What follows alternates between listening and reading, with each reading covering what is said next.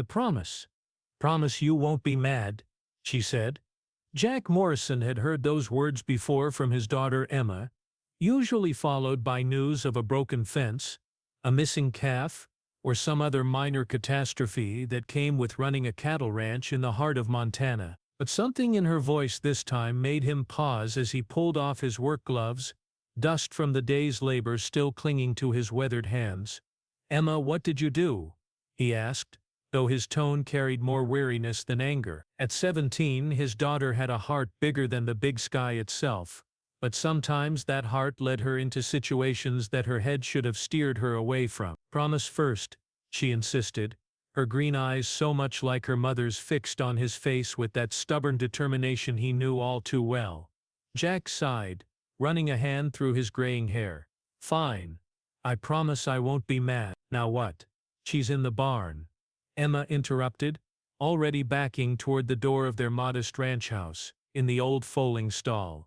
The barn. Jack's stomach dropped a little. The last time Emma had used those words she'd found an injured hawk and tried to keep it as a pet. Before that it had been a family of raccoons that had taken up residence in the hay loft. Emma's rescue instincts were legendary in their small community, but they usually spelled trouble for Jack's carefully ordered ranch operations. He asked, following his daughter across the yard toward the weathered red barn that had stood on the Morrison property for 3 generations. "Just remember your promise," Emma said, pushing open the heavy barn door. The familiar smells of hay, leather and horses greeted them as they stepped inside. Their 3 horses, 2 quarter horses and an old paint mare nickered softly from their stalls, but Emma led him past them to the far end of the barn where they kept the old foaling stall they rarely used anymore. "Emma, if you brought home another wild animal," Jack began, but his daughter held up a hand to stop him.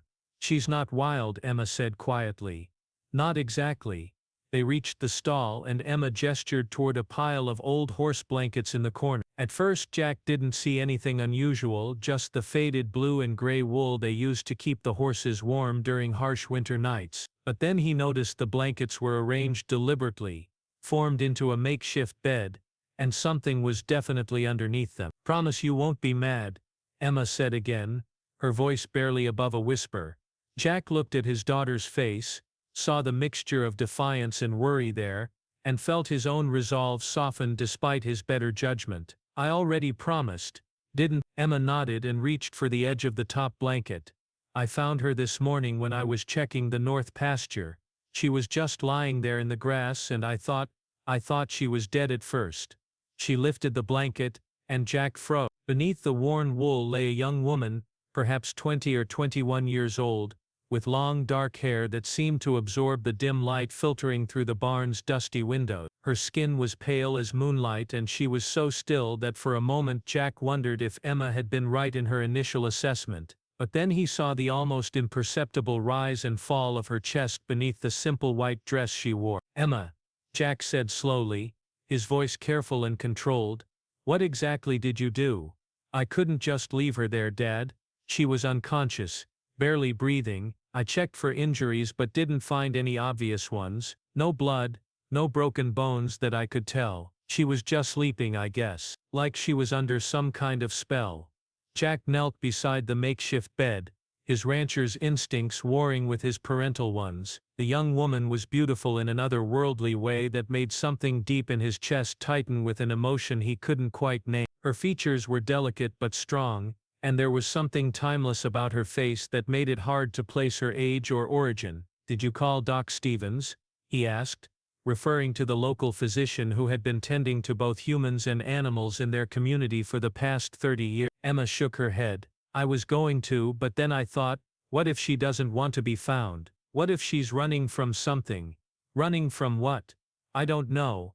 But Dad, you should have seen where I found her. It was in that clearing up by the old mine shaft, right in the center of that circle of wild flowers that Mom always said was special." Jack felt a chill run down his spine.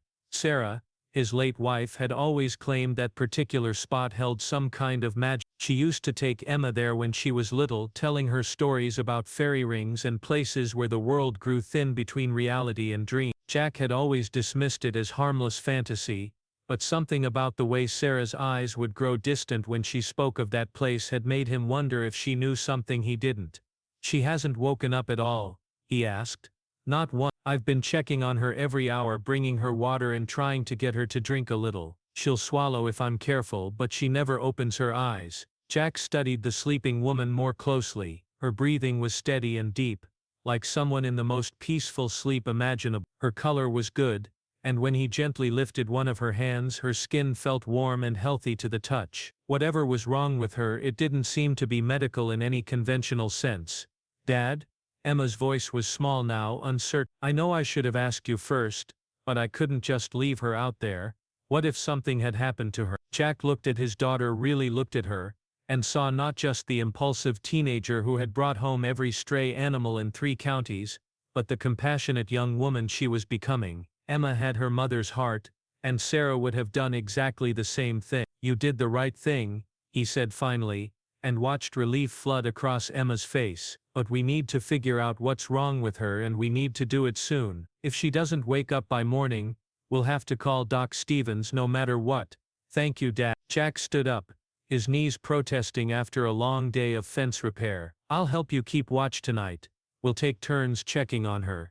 As they prepared to leave the stall, the young woman stirred slightly, the first movement either of them had seen from her. They both froze, watching as her lips parted, and she whispered something so softly that Jack almost missed it.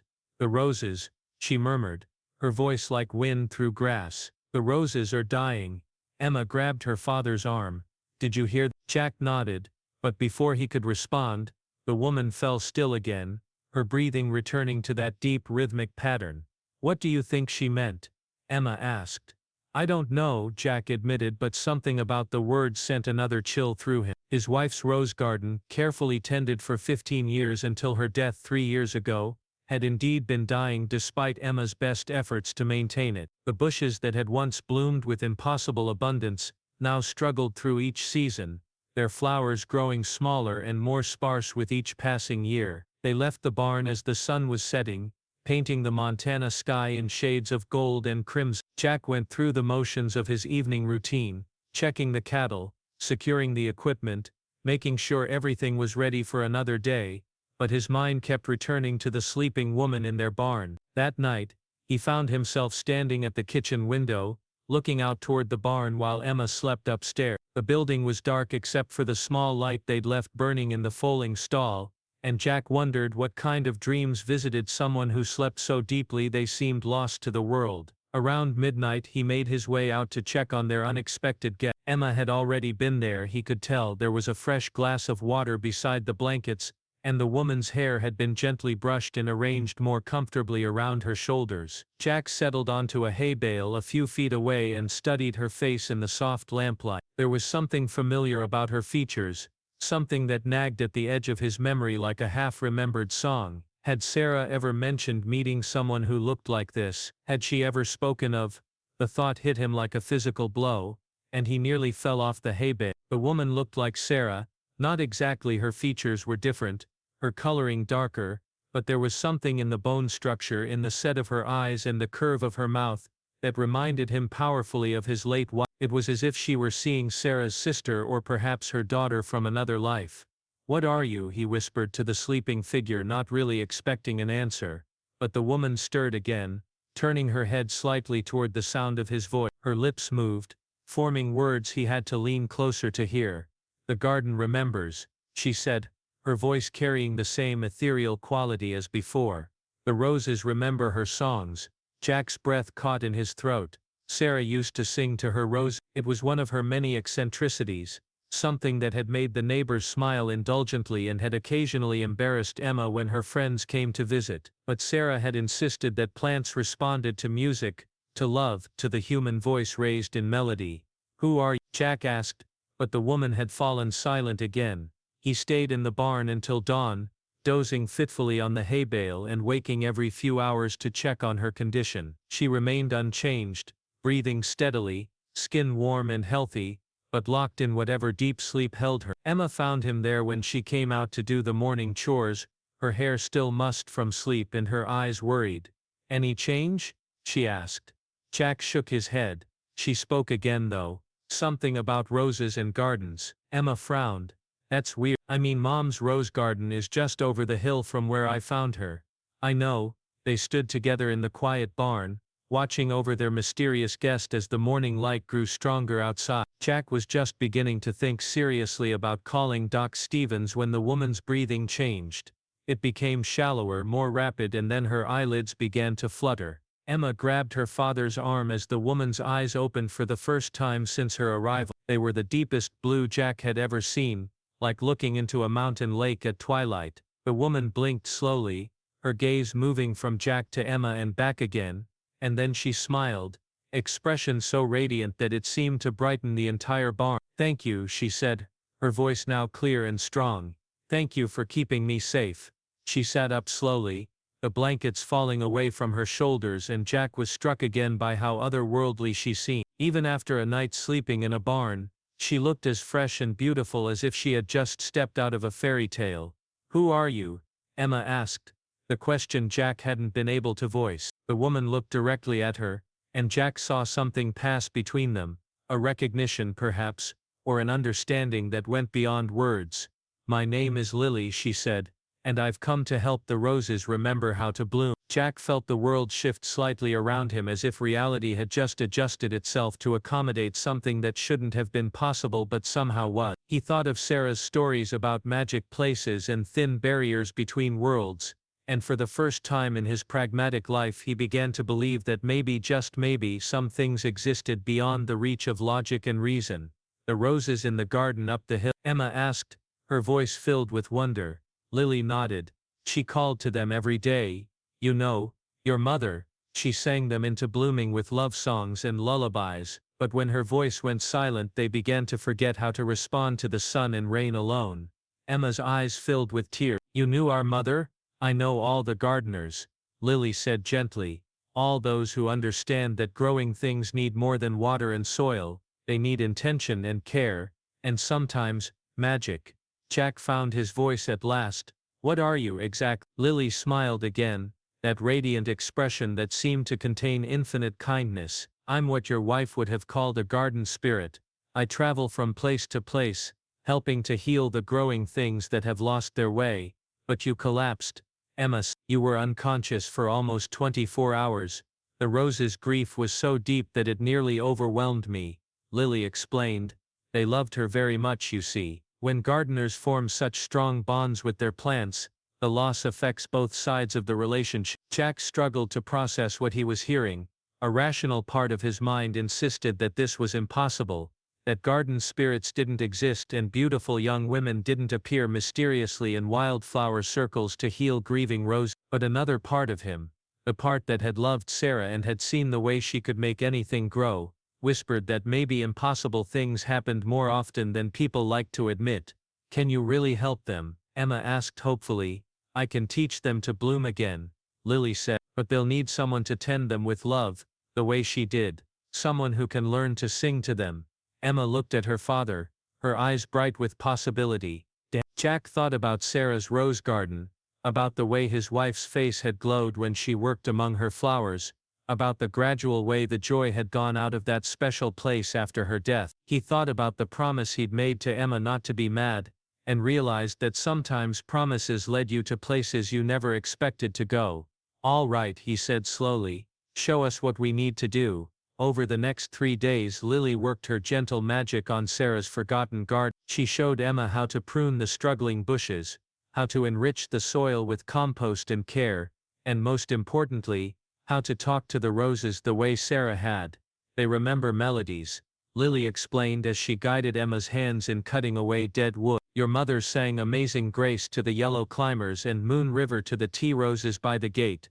Jack watched from a distance at first, his practical nature warring with the evidence of his own eyes. Under Lily's patient instruction, the rose bushes seemed to perk up almost immediately. Leaves that had been brown and withered began to show touches of green, and tiny buds appeared overnight on branches that had looked completely dead. But it was Emma's transformation that truly amazed him. His daughter took to the work with an enthusiasm he hadn't seen since Sarah's death, and when she began to sing tentatively to the roses, her young voice carrying echoes of her mother's sweet soprano, Jack felt something tight in his chest finally begin to loosen. On the third evening, as they stood together surveying the garden that was already beginning to show signs of new life, Lily turned to Jack with a serious expression. "I'll be leaving soon," she said. "Tomorrow probably." "Where will you go?" Emma asked, and Jack heard the sadness in her voice. "Wherever I'm needed next," Lily replied.